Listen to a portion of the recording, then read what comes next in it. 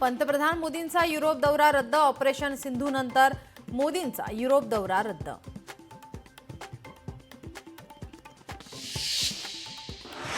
दहशतवादी हल्ल्याचं उत्तर युद्ध नाही. पाकिस्तान आधीच बर्बाद झालेला आहे. ऑपरेशन सिंदूर नंतर मनसे अध्यक्ष राज ठाकरेंची प्रतिक्रिया.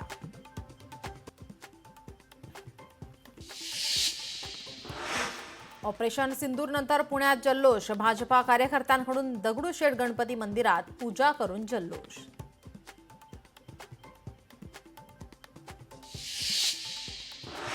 ऑपरेशन सिंदूर नंतर जवानांचं आणखी एक मोठं ऑपरेशन. छत्तीसगडच्या बिजापूर जिल्ह्यातील कोटगुडा येथे भारतीय सैन्याने नक्षलवाद्यांविरुद्ध मोठं ऑपरेशन. जवानांनी नक्षलवाद्यांचे अनेक बंकर उद्ध्वस्त केले.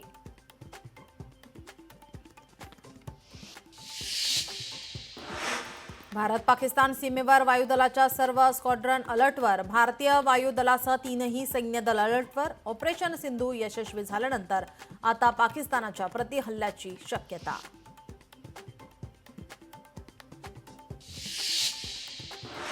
हल्ल्याचा केवळ दहशतवाद्यांच्या ठिकाणांवर हल्ला करणं उद्देश. ऑपरेशन सिंदूर नंतर भारतीय संरक्षण मंत्रालयाची प्रेस रिलीज देऊन हल्ल्याची माहिती.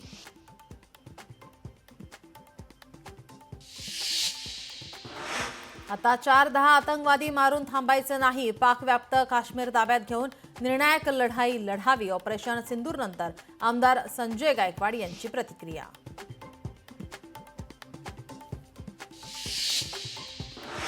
भारताने पाकिस्तानचं JF-17 लढाऊ विमान पाडल्याची माहिती. काश्मीरच्या पंपोर भागात पाकिस्तानचं JF-17 पाडलं. चीनकडून पाकिस्तानने घेतलेलं JF-17 लढाऊ विमान पाडल्याची माहिती.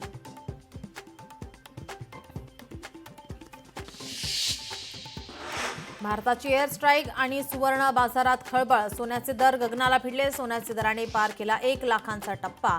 युद्धजन्य स्थितीमुळे 48 तासात सोन्यात 3,500 रुपयांची उसळी.